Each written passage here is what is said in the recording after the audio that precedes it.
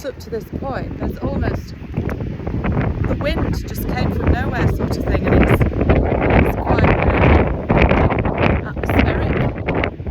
The sun is coming out. There are other points of interest up here as well. We've just met a lady that said there's another place called the Muckle, which follows that line, and that is said to be that the locals say that's on the ley line as well. So it's a wonderful place, and there's lots of ley lines in the UK.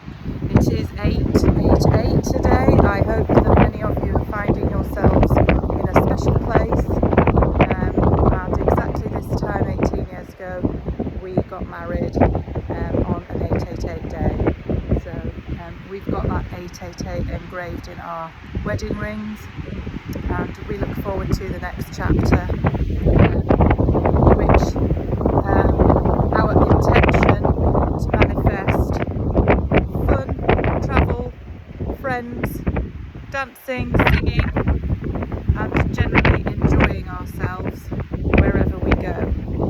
And that is to manifest with love, with harmony, with support, and obviously the friends that we have are going to enjoy those times with us. So yeah, so that's basically the energy of today from me and my other half. So the sun's coming out now. I'm just going to show you that.